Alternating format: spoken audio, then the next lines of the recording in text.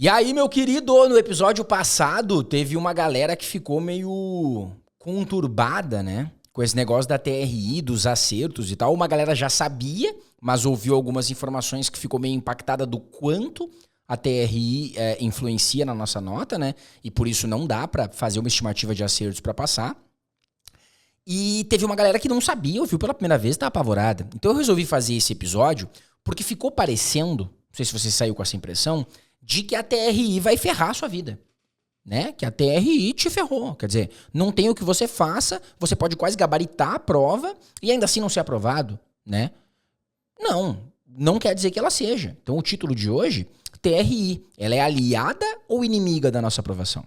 Ela é a nossa inimiga ou é a nossa aliada? E é sobre isso que eu quero conversar contigo hoje. E hoje a gente vai refletir sobre bastante coisa em relação ao mundo de vestibulares e concursos, tá? Você que tá ouvindo esse podcast, mesmo que ele seja mais direcionado pro Enem, você não tá focado só em Enem, que é outras coisas, vai te ajudar bastante também o que nós temos para falar hoje. O que nós vamos falar hoje?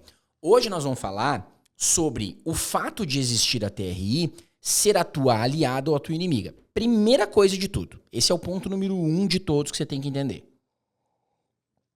Qual é a diferença de uma prova de colégio para uma prova de concurso? Numa prova de colégio, quando a prova está difícil, você reclama. Os meus alunos do terceirão, eu dou aula no terceirão aqui em Floripa, que estão ouvindo, beijo, galera do terceirão do Colégio Geração, né? O professor Adalberto não está me pagando para fazer esse merchan, mas eu estou fazendo, porque eu gosto dele. Colégio Geração, terceirão. Quando eu faço prova difícil, os caras ficam loucos. Ah, o professor nos sacaneou e tal, pra que botar aquela questão lá, não sei o quê. Estão ali pra aprender. Vão sair no final do ano destruindo em linguagens, mas a prova é difícil. Por que você reclama?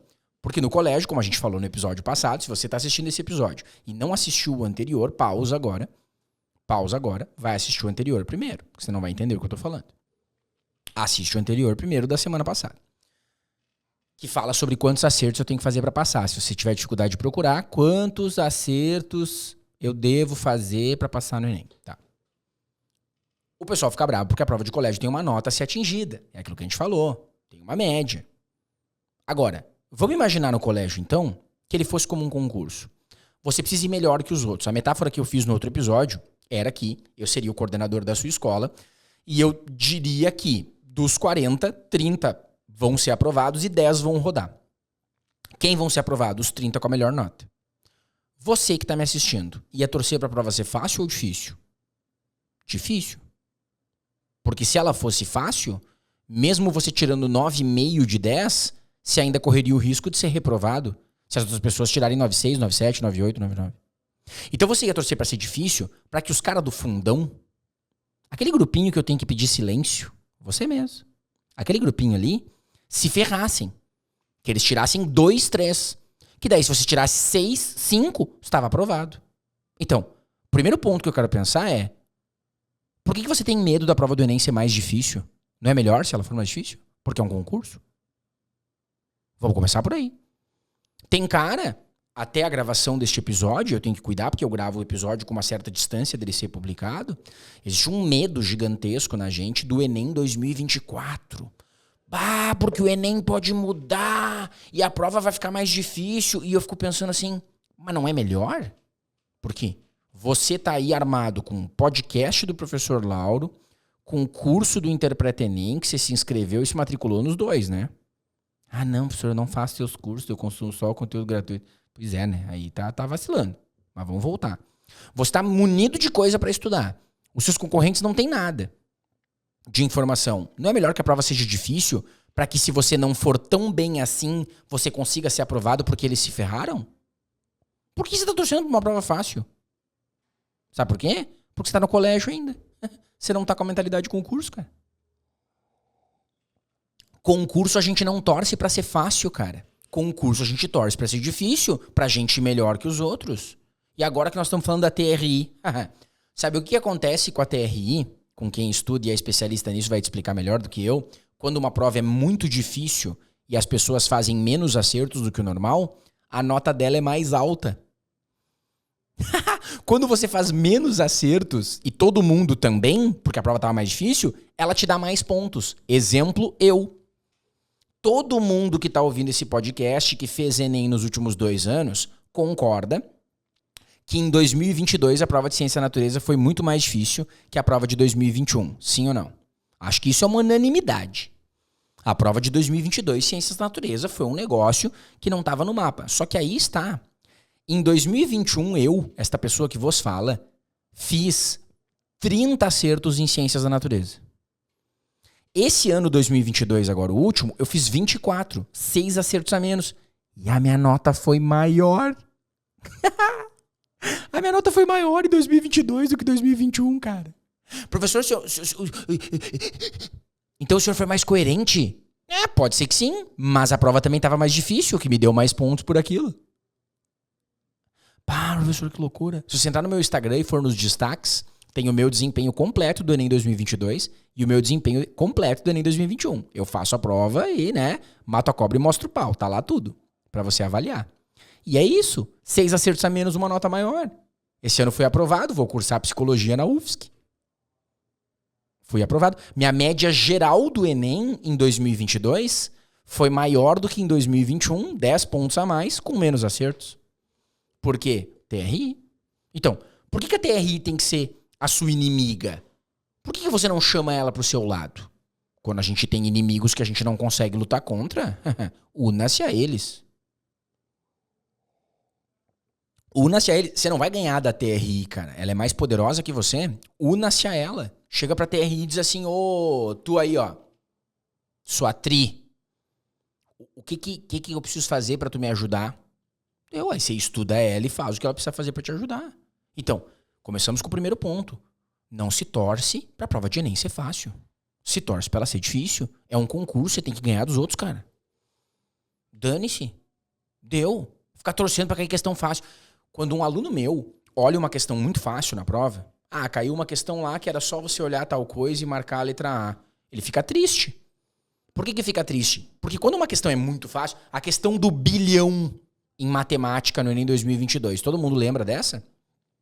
Tinha uma questão lá que era pra dizer 1 bilhão e não sei quanto, com quantos zeros tinha, era só contar os zeros, cara. Uma das questões mais fáceis da prova. Todo mundo acertou. E você que tá me ouvindo, se errou, provavelmente é porque na hora ficou nervoso e acabou se atrapalhando. Então, quando caem questões muito fáceis na prova, a gente não tem nada a ganhar, só tem a perder. Porque é uma questão que todo mundo vai acertar também. Se eu fizer a rateada de errar ela, como ela é muito fácil, eu vou deixar de ganhar muito ponto no Enem. Percebam que eu falei deixar de ganhar, eu não falei perder. Nunca se perde ponto, já falei sobre isso aqui. Nunca se deixa questão em branco, nunca se erra de propósito. Mas se deixa de ganhar. Então, qual é a vantagem de ter questões fáceis na prova do Enem? Ai, professor, mas é que se a prova for toda difícil, o meu número de acertos vai ser muito baixo. Você não viu o episódio passado, né? Devia ter visto. Não. Eu tenho que fazer mais pontos, não importa como é que... Tá, professor, mas também não é tanto assim, né? O cara com 50 acertos não vai passar em medicina de 180. Tá, não vai, não tem como. Mas dentro de uma faixa vai de 130 ou 160, 120 ou 150, 110 ou 140, o que importa é a coerência. Então, tendo isso em mente, você começa a transformar a TRI na sua aliada. Vamos usar esse podcast para fazer com que as pessoas que estejam ouvindo, e atenção você que está ouvindo esse podcast, logo enquanto ele está sendo gravado, assim, você está me acompanhando desde o início, é o seu momento. Esse podcast ainda não explodiu. Ou seja, poucas pessoas têm essa informação. Então eu não vou compartilhar esse podcast com ninguém. Para os meus concorrentes não ouvirem. Daí você tá sacaneando o professor, né? Professor, eu não quero dar essa arma para eles. Entrega pro universo coisas positivas que o universo te devolve. Compartilha, comenta, marca, mostra, dá acesso para as pessoas que gostam de ti. O universo te retribui. Eu não acredito no universo retribuir. Então fica aí rodando mais um ano, tentando ferrar todo mundo e não entendendo por que o universo só te ferra. Chato. Voltei. A TRI é nossa aliada. Ela pode nos ajudar, cara. Se a gente tiver um estudo da TRI e entender a separação de questões mais fáceis e mais difíceis, isso pode nos ajudar. Vamos deixar uma coisa clara. Na TRI, a gente costuma dividir em fáceis e difíceis as questões. Às vezes em fáceis, médias e difíceis. Só que tu sabe que essa divisão não existe, né? Na prática, não há um bloco de questões. Essas são as fáceis, essas são as médias, essas são as difíceis. Isso é uma divisão didática que é feita para que se consiga explicar. É mais ou menos como na literatura. Vou viajar um pouco agora e vou dar aula de literatura. A gente tem, né? Quinhentismo, barroco, arcadismo, romantismo, realismo. Vamos pegar lá o romantismo. Primeira, segunda e terceira geração romântica. Primeira geração romântica é para exaltar a natureza, falar que o Brasil é maravilhoso, idolatrar, né? Exaltação da natureza e da pátria. Segunda geração romântica é os depressivos lá. Mal do século, tudo. Sonho, morte, pessimismo. E a terceira geração é de luta por causas sociais, especialmente contra a escravidão. Muito bem. Só que no momento que você tem essas caixinhas, você não vai pegar o poeta e vai dizer assim, Gonçalves Dias, primeira geração. Tá, então agora tu é da primeira geração, tu só pode escrever poema exaltando a pátria. Tu não me vai escrever um poema de pessimismo. Não é assim que funciona. Você pega Fagundes Varela, poeta da segunda geração romântica, ele tem muitos poemas sobre temas da segunda geração, mas ele também tem poemas sobre luta contra a escravidão, que era a terceira. Castro Alves, famoso pela terceira geração, tem poema de exaltação da natureza, que tem mais a ver com a primeira. Não é assim que funciona. Ninguém chegou lá e disse assim, ó, é isso aqui. A gente faz uma divisão didática para que seja mais fácil de te explicar como isso funcionava, mas não é engessado. E da mesma forma, questões fáceis, médias e difíceis, não há esse engessamento. Na verdade, todas as questões do Enem, as 45 de cada área, porque a TRI é separada por área e não por disciplina.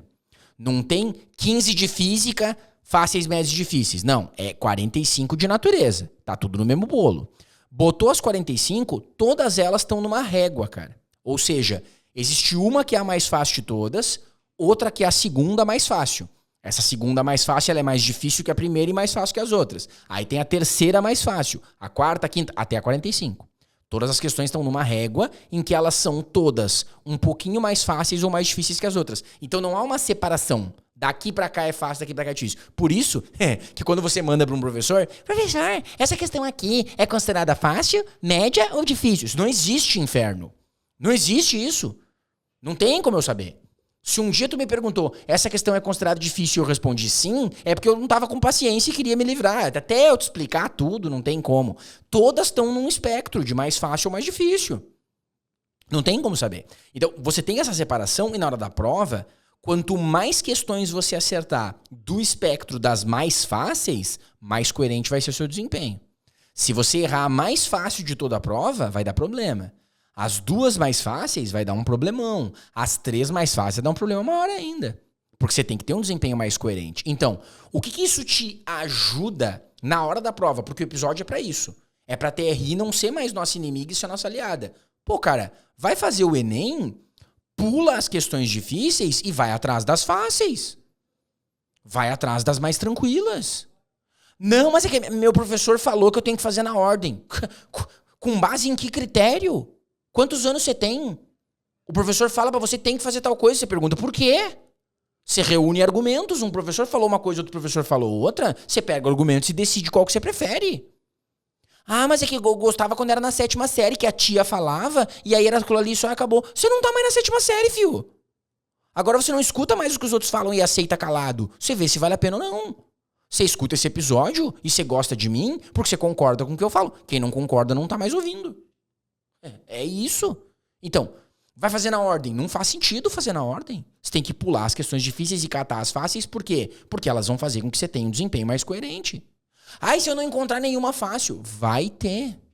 Não, mas eu não vou. É que daí você tem essa perspectiva, que é uma particularidade sua, e eu diria até que é uma particularidade da geração atual, que é extremamente pessimista. Sempre é tudo ruim. Ah, porque eu sou burro, porque eu não vou conseguir, não sei o quê. Você não percebe o quanto esse tipo de coisa te deixa mais pra baixo ainda. Ficar com esse tipo de pensamento reproduzindo, porque eu sou burro, porque eu não sei o quê. Não, não é assim que funciona. A gente já falou sobre isso, não é assim que funciona. Vai fazer a questão, vai ter questões fáceis, procura elas. E olha o peso que isso te alivia. Quando eu encontro uma questão muito difícil no Enem, eu fico assim, ufa, pelo menos essa é uma questão aqui que não vai contribuir tanto assim para a coerência do meu desempenho, porque ela deve estar entre as mais difíceis da prova. E isso me alivia, me tira um peso, cara. Porque eu sou professor de português. Às vezes tem umas questões de química que eu não faço ideia da resposta. Não é que eu não sei fazer. Eu não entendo o que ele tá perguntando. Pra mim, nada naquilo faz sentido. Parece que tá em outro idioma. Eu sendo professor de português. Quando eu olho uma questão que parece que tá em outro idioma, cara, essa questão não tá entre as fáceis. Tá tudo certo. Se eu errar, não vai me prejudicar tanto assim. Claro que eu vou tentar acertar todas igual, porque a gente já falou sobre isso. Não é pra deixar em branco e não é pra errar de propósito. Mas não vai me pesar tanto. Agora, quando eu olho a questão me pedindo quanto que 1.350.000.000, alguma coisa assim, se escreve com todos os zeros lá, eu digo, opa, essa aqui eu não posso errar de jeito nenhum. Vou ler ela com calma e eu tenho que acertar, porque ela vai me dar mais pontos nessa coerência. Então eu uso isso a meu favor, né? Eu não me apavoro com questões muito difíceis. Porque eu sei disso. E tendo acesso à informação, eu consigo me planejar melhor. Mas, então qual é o grande problema da TRI? Por que você reclama tanto dela? Tem aluno que diz assim, a TRI é um saco, cara. O Enem tinha que ser por número de acertos, pronto e acabou. Tem certeza? Porque tem gente sendo aprovada com um número mais baixo de acertos graças a essa coerência ajudar ela. Você preferia que não tivesse essa chance e tem que fazer uma meta tal? Você acha que isso seria mais saudável? Porque tem cara que reclama da TRI sem prestar atenção no que seria a outra opção. Quando você reclama que você não passou por causa da TRI, você não está reclamando da TRI, cara. Você está reclamando do sistema, do fato de que no Brasil, infelizmente, existem menos vagas em ensino superior do que pessoas querendo entrar. E por causa disso tem que haver algum processo seletivo. Nenhum processo seletivo vai ser justo. Nunca.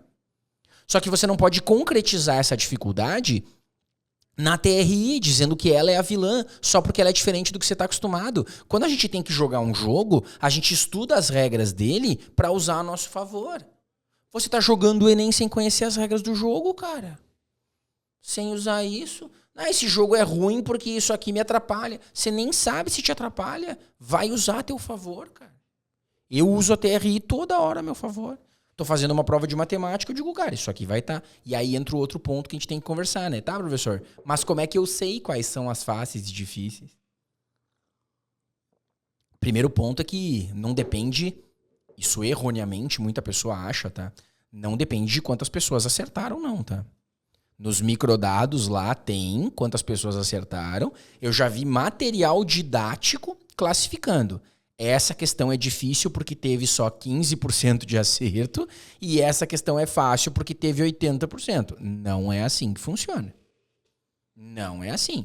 Existe alguma relação do número de acertos, sim, mas a divisão das questões na régua não depende diretamente disso. Tem questões do Enem com 50% de acerto que estão entre as mais difíceis e tem questão com 50% de acerto que estão entre as mais fáceis. Professor, então o senhor tem que explicar como funciona isso. Não sou professor de estatística. Se tu quiser, eu posso te dar uma palhinha pequena. Eu não queria dar aula no podcast, mas tu tá me forçando a isso. Professor, como assim? Tu tô te forçando, eu nem tô falando contigo, o senhor dialoga com o senhor mesmo, o senhor é meio maluco. É que eu sei o que você tá pensando. Então eu consigo dialogar. Essa é a verdade. Basicamente, por uma questão ser considerada difícil, ela depende de quantas pessoas acertaram aquela questão e acertaram muitas questões no total. Ou seja, o cara acertou 45, obviamente ele acertou aquela questão que eu tô avaliando se é fácil ou difícil. Quantas pessoas acertaram ela e acertaram 44 também? Acertaram ela e acertaram 43. Acertaram e acertaram 42. Acertaram e acertaram 41. Eu vou fazendo toda essa análise dentro de um sistema estatístico. Nossa, o professor deve dar um trabalhão, né? Um trabalhão, imagina, computador que faz isso. E aí ele avalia, porque se tiver uma questão que só as pessoas que fizeram 40 para cima conseguiram acertar, quem fez 40 para baixo não conseguiu, em geral, deve ser uma questão mais difícil. Agora, se é uma questão que todo mundo acertou, até quem fez 15 acertos de 45 acertou ela, opa, então ela é mais fácil. Tá, professor, e o que acontece? Então, agora que eu tô entendendo, se tiver uma questão assim, ó, que os caras que fizeram 15 acertos, a maioria acertou ela. E quem fez 40, daí errou ela. Qual é a lógica disso? Daí a questão é considerada incoerente pelo padrão de avaliação e, pasmem, ela é descartada do processo. Ela não é considerada na nota. O quê? Vou tirar o fone pra gritar. O quê? Quê? A questão é descartada do processo. Todos os anos tem no Enem questões que valem 0 pontos. Você não sabia disso? Meu Deus! 2023, a prova é assim desde 2009. Você está descobrindo em 2023 que tem questões que valem 0 pontos. Enquanto tem ouvinte que é meu aluno que está fazendo assim, ó. Ah, tá, agora o Lauro vai explicar as dos 0 pontos. Você tá assim na frente do computador. Tem questão no Enem que você perde 15, 20 minutos fazendo e ela não vale nada. As pessoas que acertaram ou erraram ela tiveram a mesma nota. Todos os anos nos microdados, quando você analisa, tem pessoas que fizeram 45 acertos com uma nota X e quem fez 44 acertos com a mesma nota X, porque errou só aquela que não valeu nada, por exemplo. E ainda assim, tem cara que defende fazer a prova do Enem na ordem. Meu Deus do céu. Não, faz na ordem, toda questão importa. Não é toda questão que importa. Tem questão que não vai adiantar nada tu fazer. Ah, mas então eu vou deixar em branco. Tu não tem como saber qual vai valer 0. Tu tem que fazer o quê? Ir até o final, pulando as questões difíceis, e as que forem muito impossíveis, tu deixa bem pro finalzinho. Se não der tempo de fazer, chuta qualquer coisa. Se der tempo, tenta pelo menos chegar numa lógica. Nossa, professor, então eu faço tudo errado. É isso. Mas pelo menos você está entendendo que existem mais fatores para você não ter sido aprovado no ano passado do que apenas a quantidade de conteúdo que você memoriza. Tu sabia que tem aluno que não assiste esse podcast porque ele não tem tempo, porque precisa estudar? Eu não consigo ver o podcast de Lauro porque assim, ó, eu tenho muita coisa para estudar. Tá bom, campeão. Então, ó, vai lá que com certeza, né, você vai bombar. O que eu vou te dizer, cara? Se tem questão... No momento que você descobre que tem questão que vale 0 pontos, isso já aconteceu mais de uma vez, também não é assim, né? Ah, vai ter 12 questões que valem 0. Não, é 1, 2 por área. Mas praticamente todo ano acontece. Pode acontecer. Então, quando você descobre isso te alivia um peso gigantesco, cara. Se você usar uma estratégia que seja a favor disso, você tá feito. Você tá feito.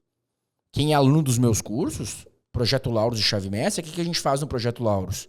No Projeto Lauros eu explico a TRI, tem um módulo só disso dentro do Projeto Lauros. Aqui eu não tenho como, se eu ficar te dando aula aqui, nós não conseguimos fazer os episódios. É isso, tem o conteúdo gratuito e tem os cursos. Quem faz os cursos, obviamente, vai estar mais preparado. Tem um módulo inteiro só de TRI para explicar pro cara. Tem outro módulo de controle de tempo. Eu te passo uma estratégia de prova para como que tu vai fazer a prova dentro do tempo. Nenhum aluno meu falta tempo. O último módulo da mentoria é estratégias para cada dia de prova. Estratégia para o primeiro dia, estratégia para o segundo, tem tudo bonitinho lá. Na chave mestra, isso que tu estava se perguntando, como saber qual que é fácil ou difícil, que não tem como ter certeza, na chave mestra tem módulo só disso. Tem módulo de como identificar as faces em linguagens, como identificar as faces em humanas e natureza. Aulas separadas para cada área. Sem falar no quanto as estratégias da chave mestra ajudam para isso. Claro, porque se eu sei tudo o que eu sei e tô te passando aqui, eu criei cursos para quê? Para ajudar os alunos. Eu não criei cursos para ficar ensinando o que é a função fática. Não, mano. Isso aí tem no Google. Tem gratuito. Se você vai ofertar um curso pago para alguém, você tem que ofertar alguma coisa que não existe gratuito para ele. Senão qual é o sentido? Esse é o ponto. Então, no momento que você entende isso e você está mais preparado e você está cercado de tudo aquilo, fica muito mais fácil ser aprovado. E é por isso que eu quero que você venha comigo para te ajudar a ser aprovado. Vamos se livrar desse troço do Enem e vamos parar de eleger os inimigos errados. Se você quer um inimigo, o inimigo é o sistema. É você ter que se submeter a isso para conseguir entrar na droga de uma universidade. Porque você não tem grana para pagar uma particular, então você tem que entrar numa federal. Esse é o problema, não é a TRI o problema. A TRI é um instrumento que a gente estuda e vê o melhor proveito que a gente pode tirar dela. E é isso que eu quero que você faça, e é isso que eu quero que você comece a fazer a partir de agora. Muda a tua perspectiva em relação a como você identifica quem são os teus inimigos nessa batalha. Os teus professores não são os teus inimigos. Os teus colegas não são os teus inimigos nessa batalha. A TRI não é o teu inimigo nessa batalha. Usa tudo isso a teu favor pra gente ter uma melhor nota. Fechado, galera? Te vejo no próximo episódio.